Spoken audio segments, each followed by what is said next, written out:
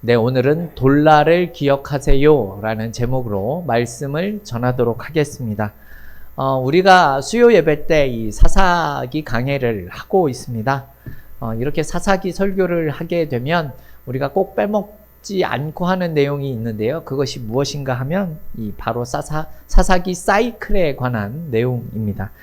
한눈에 보는 성경을 할 때도 한번 말씀을 드린 적이 있죠. 기억하시겠지만 이 사사기 사이클에 대해서 다시 한번 짧게 조금 말씀을 드리도록 하겠습니다. 이스라엘 백성들이 평안하게 잘 살다가 이제 범죄를 저지르게 됩니다. 그런데 이 범죄가 심해지게 되면 하나님께서 이방 민족을 사용하셔서 이스라엘 백성들을 힘들게 하시죠. 징계를 내리시는 겁니다. 그러면 이 징계가 너무 고통스러워 하나님께 부르짖게 되면 그 고통 소리를 들으시고 하나님께서 사사를 세우셔서 이스라엘 백성들을 구원하시는 모습이 나타납니다. 그런데 그 일이 지나고 나면 다시 또 이스라엘 백성들이 범죄를 하는 겁니다. 그러면 다시 또 이방 민족들에게 고통을 당하고 이들은 하나님께 부르짖고 하나님께서는 또 사사를 세워 구원하시는 이런 내용들이 반복되는 것을 우리가 사사기 사이클이다 이렇게 말씀을 드렸죠. 오늘도 이러한 반복되는 내용들 중에 한 가지 이야기로 생각을 하시면 됩니다. 사실 오늘 본문에 나오는 이 사사 돌라의 내용은 우리가 수요 예배 때 아주 간략하게 하고 지나갔었던 내용입니다. 그래서 오늘 우리가 같이 살펴보려고 하는데요. 이 사사 돌라의 이야기를 하려면 사실 그 앞에 있는 8장에 나오는 기드온과 9장의 아비멜렉의 이야기를 우리가 알 필요가 있을 것 같습니다. 그래서 먼저 이들에 대해서 살펴보는 모습을 우리가 찾아보도록 하겠습니다. 기드온이 300명의 군대를 가지고 여러분 우리가 잘 알듯이 이 미디안의 엄청난 대군을 격파하게 되죠. 그랬더니 이스라엘 백성들이 기드온에게 하는 말이 무엇이냐 하면 당신과 당신의 아들과 당신의 손자들이 우리를 다스리게 해주십시오 이렇게 요청을 합니다. 기드온과 당신의 후손들이 대대손손 우리를 다스려달라 이렇게 요청을 하는 거죠. 이 말에 대해서 기드온이 나나 내 아들이나 너희를 다스리지 않을 것이고 너희는 오직 하나님께서 다스릴 것이다 이렇게 제대로 된 대답을 하고 있습니다. 그런데 여러분 수상한 게 뭐냐면 그 다음부터죠. 기드온의 아들이 70명이라고 이야기를 합니다. 여러분 가족이 70명이 아니라 기드온의 아들만 70명. 그럼 딸도 있겠죠? 부인도 있겠죠? 여러분 그는 왕이 아니었지만 사실 왕에 버금갈 정도의 많은 부인과 자식을 거느리고 있다라는 사실을 우리가 알 수 있게 되죠. 말은 그렇게 하지 않았지만 사실 기드온의 삶의 모습을 보면 왕과 같은 그런 모습을 보이고 있는 것이 사실입니다. 그리고 또 수상한 요청을 하나 하게 됩니다. 사사기 8장 24절을 보면 이런 내용이 잠깐 나오는데요. 내가 요청할 것이 하나가 있는데 탈취한 금 귀고리를 모아서 나에게 가져다 주십시오. 이런 요청을 하고 있습니다. 그렇게 해서 이 미디안 사람들에게서 탈취한 금 귀고리를 모아보니 얼마인가 어느 정도 되냐 하면 금 1700세겔 이렇게 표현을 합니다. 금 1700세겔. 여러분 잘 모르시겠죠? 양이 어느 정도 되는지 모르시잖아요. 그죠? 제가 그래서 환산을 해봤습니다. 여러분 1세겔은 11.75g이라고 합니다. 1세겔, 그러니까 1700세겔이잖아요. 11.75g을 1700을 곱해봤습니다. 그랬더니 몇 킬로 나온지 아십니까? 19.55kg이 나와요. 금 19.55kg. 많아요, 적어요? 많죠. 몇 돈이나 될까요? 제가 계산을 또 해봤어요. 한 돈이 3.75g이래요. 그래서 19.55kg을 3.75로 나눠봤습니다. 몇 돈이 나오는지 아세요? 5,213돈이 나옵니다. 제가 검색을 하면서 현재 시세로 이렇게 생각을 해봤더니 어느 정도 실제 금액이 되냐면 약 30억 원. 30억 원이나 되는 엄청난 양입니다. 기도원이 30억 원을 이렇게 모은 거예요. 금 모아주세요 했더니. 근데 그거 가지고 뭐 했는 줄 아십니까? 제사장들이 입는 에봇이라는 옷이 있어요. 조끼처럼 생긴. 그것을 만들어서 자기가 거하는 성읍인 오브라에 가져다 놓습니다. 에봇은 제사장이 입는 옷인데 이 가슴과 등을 덮는 이 조끼 모양이에요. 그리고 우림과 둠빔이라는 돌이 있는데 그것을 가지고 하나님의 그 뜻을 구할 때 사용하는 그런 모습입니다. 우림은 여기서 옳다, 긍정. 우림이 나오면 옳다, 긍정의 의미고 둠밈이 나오면 부정적인 의미다라고 생각을 하시면 됩니다. 근데 이 에봇이라는 게 사실은 금으로 만드는 게 아니라 청색, 자색, 황색, 금실 이렇게 정교하게 짜는 그런 겁니다. 그리고 이 에봇의 어깨에 견장을 다는데 거기에 보석을 하나씩 답니다. 그리고 그 보석에다가 이 12지파의 이름을 새겨 넣습니다. 가슴에도 12개의 각기 다른 보석을 12지파의 이름을 새긴 이 판결 흉패를 달고 그 안에 우림과 둠밈을 넣어두는 그런 형태입니다. 근데 생각해 볼 것은 기드온은 레위 지파도 아님에도 불구하고 왜 이 에봇을 만들었느냐 하는 겁니다. 그것도 다른 금이 아닌 그들을 멸망시킨 사람들에게서 빼앗은 금 귀걸이로 왜 에봇을 만들었느냐라는 것이 우리가 생각해 볼 문제이죠. 또 그것을 왜 자기의 성읍인 오브라에 갖다 두었을까? 여러분 결론적으로는 이 모든 행위는 자기 자신을 드러내고자 하는 그런 유혹을 떨쳐내지 못했기 때문입니다. 여러분 빼앗은 것을 모아달라라고 하는 것은 어떤 의미이겠어요? 전리품이잖아요. 내가 이만한 엄청난 성과를 거뒀다. 이런 것들을 보여주기 위한 것이다 라는 겁니다. 그래서 여러분 이 기드온이 만든 에봇은 가짜입니다. 여러분 아무리 금으로 귀하게 만들었어도 그건 가짜입니다. 왜 가짜인 줄 아십니까? 하나님의 말씀대로 만든 것이 아니기 때문에 그래요. 진짜 에봇은요 사실 제사장이 입어야 가치가 있는 옷입니다. 금으로 만들어두고 이렇게 보는 게 아닙니다. 기드온이 만든 에봇은 제사장을 위한 에봇이 아니라 자기 자신을 위한 에봇이었다라는 겁니다. 한마디로 왕이 되지는 않겠다라고 했지만 그는 이 왕의 버금가는 제사장 정도의 지위, 명예를 가지고 싶어 했었던 것처럼 보여집니다. 그의 욕심이 과했기 때문에 필요 이상의 요구를 하게 되는 것이죠. 그러면서 이 에봇이 어떠한 결과를 가지고 오는 줄 아십니까? 오늘 본문은 아닌데요. 사사기 8장 27절 말씀을 보면 이런 내용이 나옵니다. 우리 같이 한번 읽어보겠습니다. 기드온이 그 금으로 에봇 하나를 만들어 자기의 성읍 오브라에 두었더니 이스라엘이 그것을 음란하게 위함으로 그것이 기드온과 그의 집에 올무가 되니라. 아멘. 이 에봇 때문에 이스라엘이 음란하게 되었고 이 에봇 때문에 그가 올무가 되었다. 이렇게 이야기를 하고 있습니다.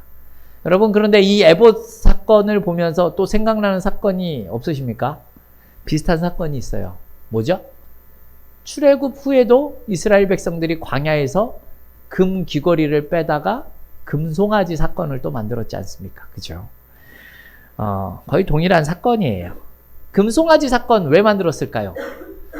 여러분 모세가 율법 받으러 올라갔습니다. 시내산에. 없어요. 눈앞에. 그래서 금송아지를 만들어서 이게 하나님이다 라고 지금 그렇게 하는 그런 모습이 말도 안 되는 것 같지만 실제로 일어났다라는 겁니다. 금송아지를 하나님으로 섬기면서 착각을 한 거예요. 지금 사사기에서도 이 금 에봇을 보면서 저것이 하나님을 상징하는 거다 이렇게 생각하면서 신앙생활을 하고 있는 것이 이스라엘 백성들의 모습이다라는 겁니다. 여기서 음란하게 되었다라는 내용은 하나님을 제대로 섬기지 못했기 때문에 표현하는 그런 내용이다라는 겁니다. 이들의 모습이 어떠할까요? 우리 또 사사기 8장 33절과 34절에 나온 말씀을 같이 한번 읽어보겠습니다. 기드온이 이미 죽음에 이스라엘 자손이 돌아서 바알들을 따라가 음행하였으며 또 바알 브릿을 자기들의 신으로 삼고 이스라엘 자손이 주위의 모든 원수들의 손에서 건져내신 여호와 자기들의 하나님을 기억하지 아니하며 이렇게 말씀하고 있습니다, 여러분. 의미심장한 내용이 나와요. 그것이 무엇인가 하면 33절에 보면 바알 브릿이라는 내용이 나옵니다. 여러분, 이 바알 브릿이 무슨 뜻인가 하면 바알은 여러분 들어본 적이 있잖아요, 그죠? 브릿이 무슨 뜻이냐면 언약이라는 뜻이에요. 그래서 바알의 언약이라는 뜻으로 지금 사용이 되고 있는 겁니다. 근데 여러분, 이들이 바알의 언약을 지금 따랐다라고 이야기를 하고 있지 않습니까? 그죠? 근데 이스라엘 백성들은 여러분 어떻습니까? 엘브릿. 사실 하나님의 언약을 따라 살아가야 하는 존재들입니다. 그런 백성들이어야 합니다. 그런데 지금 바알브릿을, 바알의 언약을 자신들의 신으로 삼았다. 이렇게 이야기를 하고 있다라는 겁니다. 여기서 한 가지 우리가 생각을 해봐야 하는 건 이런 거예요. 왜 이들이 하나님의 백성이면서 바알의 언약을 신으로 모시면서 살아가는가 하는 점입니다. 여러분 혹시 기드온의 또 다른 이름을 아십니까? 별명처럼 부르는 이름이 있습니다. 그것이 무엇인가 하면 여룹바알이라는 이름이에요. 이 여룹바알이라는 이름의 뜻은 바알과 다투다라는 뜻입니다. 이 이름을, 이 별명을 얻게 된 그런 이유가 있습니다. 왜인가 하면 밤에 기드온이 이 바알의 제단 그리고 아세라상을 다 부셔버렸습니다. 밤중에 몰래 가서. 근데 재미있는 것은 이 우상과 이 제단을 없앤 것을 목격한 사람들의 반응이 재미있습니다.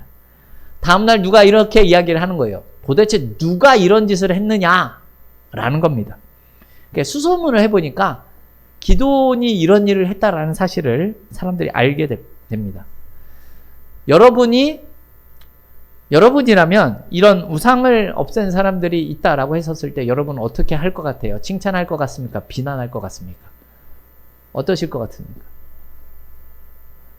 잘했다, 못했다, 어떨 것 같아요? 잘 모르겠어요?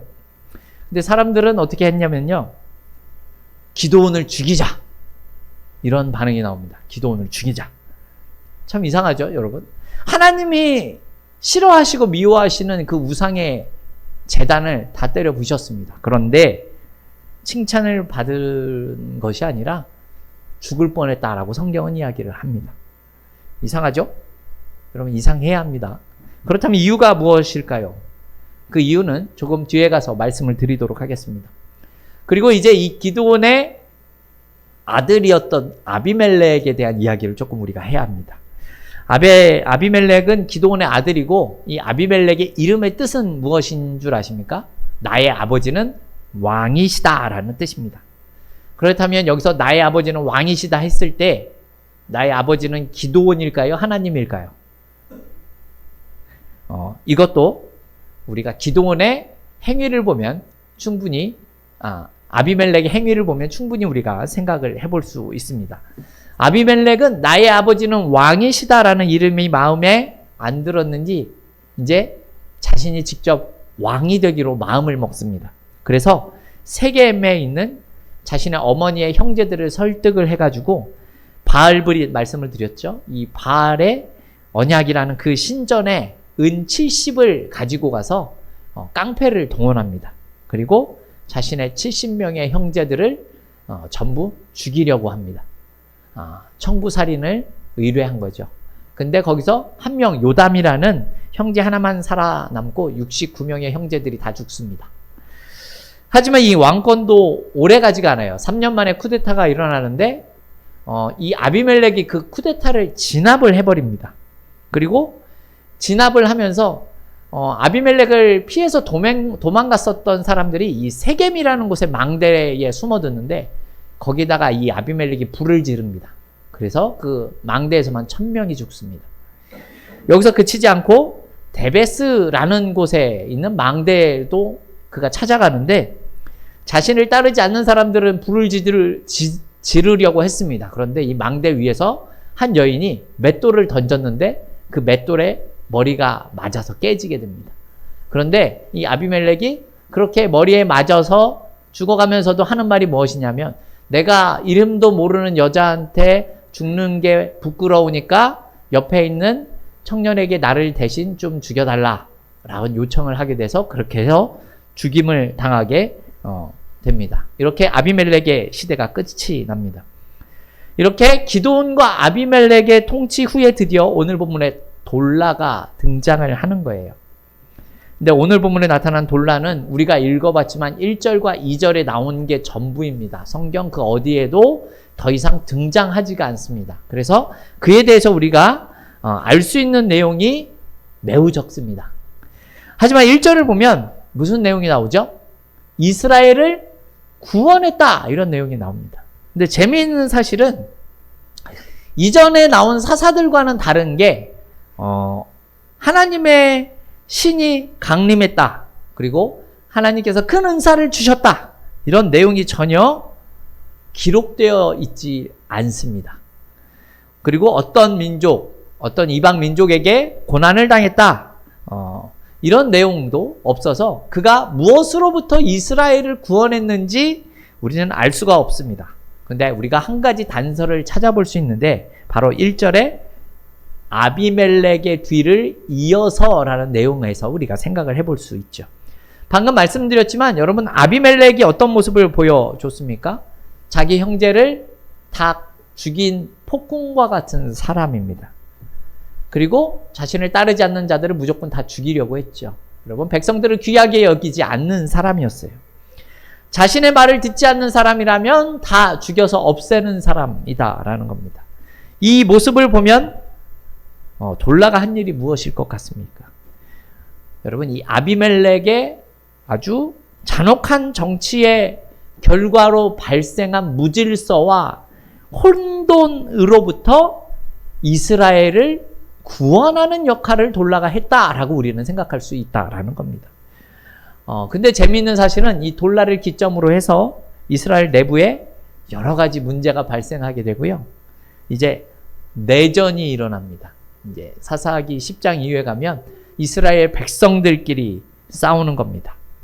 여러분 왜 이러한 일들이 발생하는 겁니까? 이유가 무엇일까요?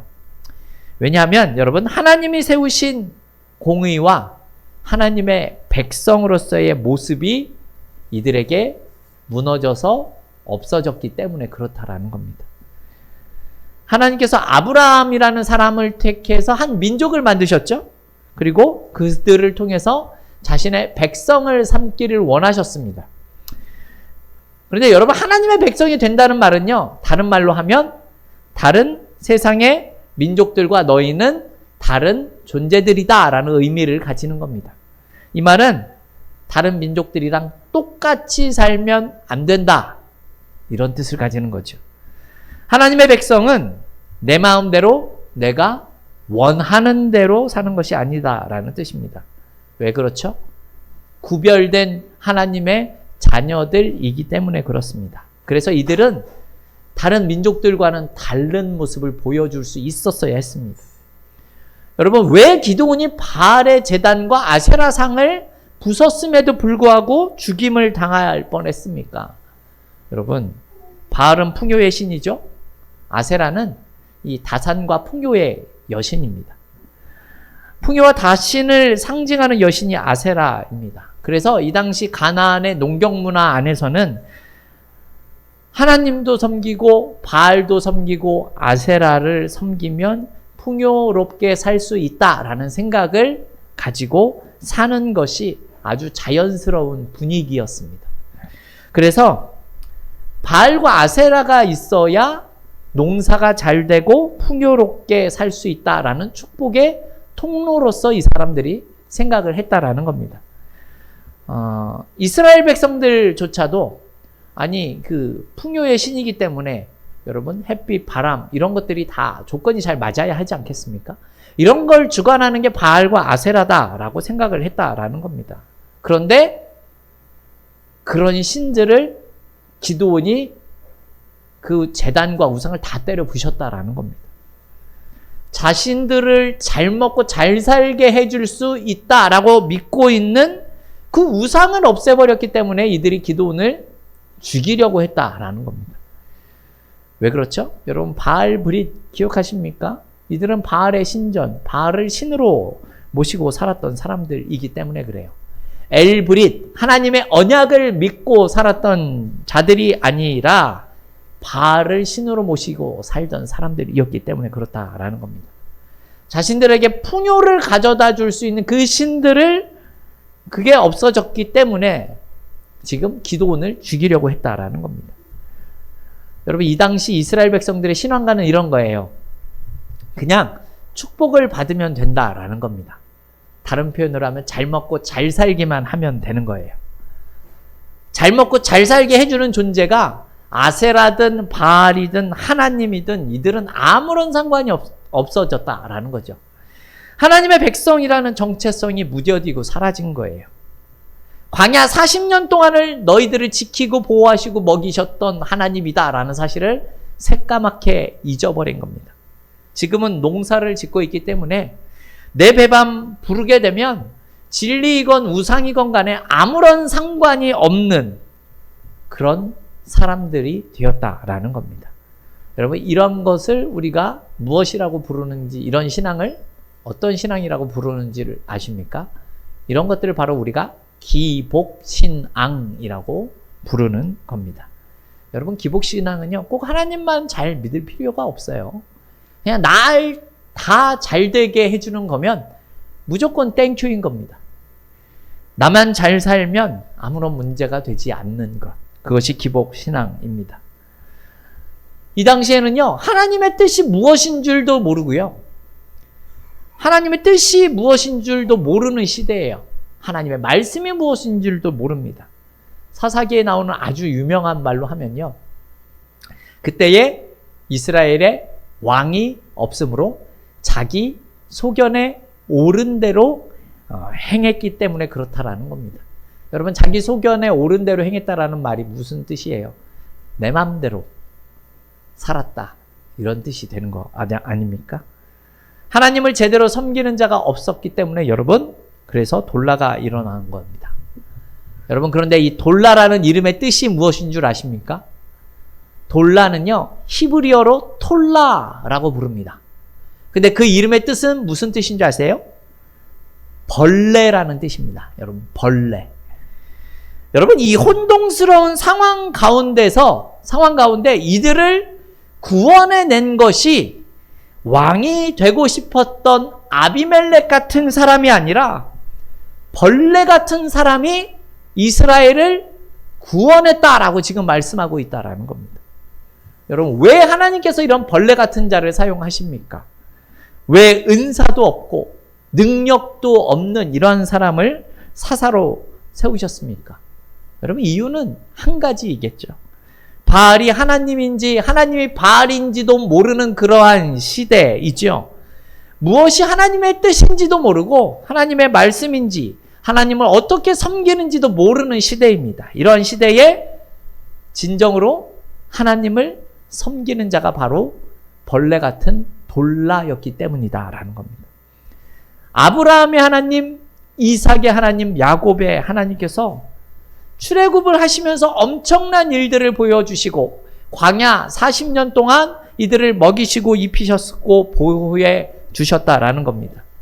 그리고 약속하신 이 가나안 땅에 들어오신 그 하나님께서 행하신 일들을 기억하며 살았던 것이 바로 돌라이기 때문입니다. 이 당시에 이스라엘에 왕이 없어서 자기의 소견에 옳은 대로 모두 다 살아가던 그때에 하나님의 뜻에 따라 살아가던 자가 바로 돌라라는 말입니다. 여러분 돌라는요 삼손 아시죠? 삼손처럼 엄청나게 큰 힘을 가진 사람이 아니었어요. 그에게는 놀라운 은사가 나타난 적이 없었습니다. 기도원처럼 300명의 용사가 있는 것도 아니었어요.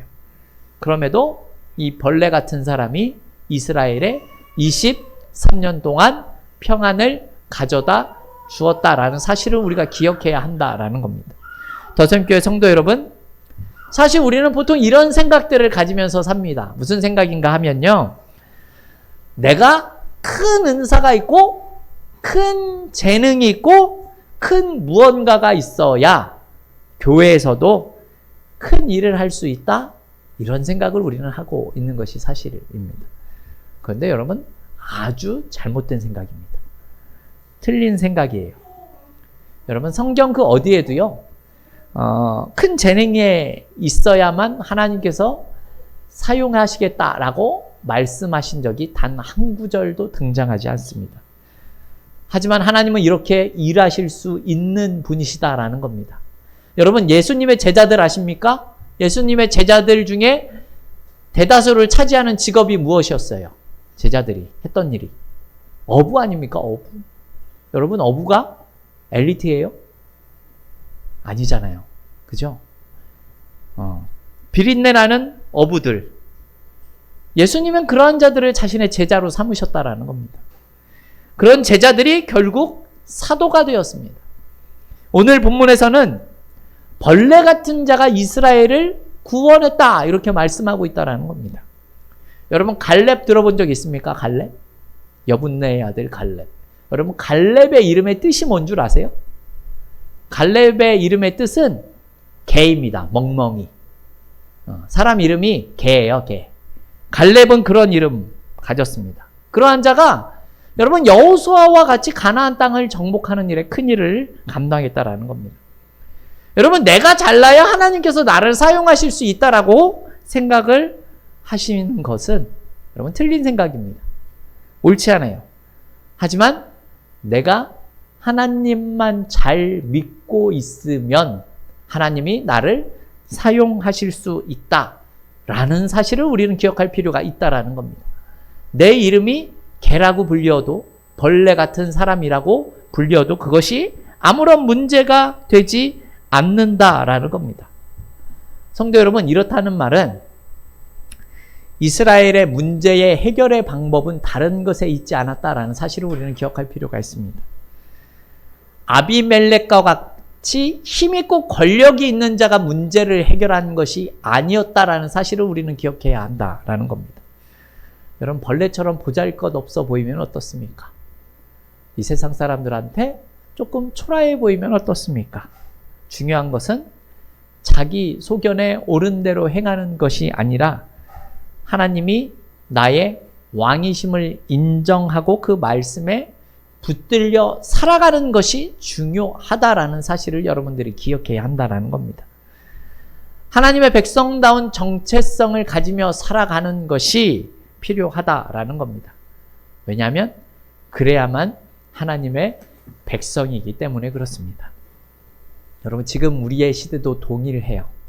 무슨 말인가 하면요, 여러분, 우리 공동체 안에 혹은 우리의 가정 안에 혹은 우리네 직장이나 우리의 자녀 가운데 무엇인가 혼돈스럽고 혼란스러운 일이 생길 수도 있지 않습니까?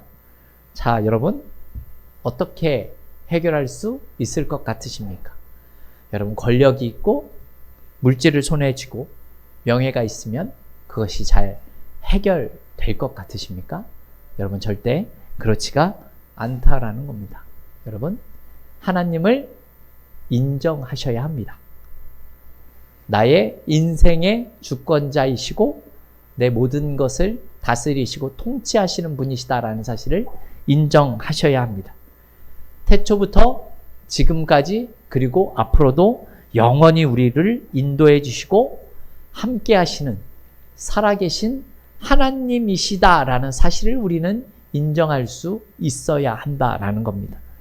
저와 여러분은요, 이 하나님의 왕되심을 인정하시고 더욱 그분을 의지하고 신뢰하는 것이 가장 최선의 일임을 고백하며 살아갈 수 있는 우리 더세움교회 성도들이 다 되어질 수 있기를 주님의 이름으로 축원합니다.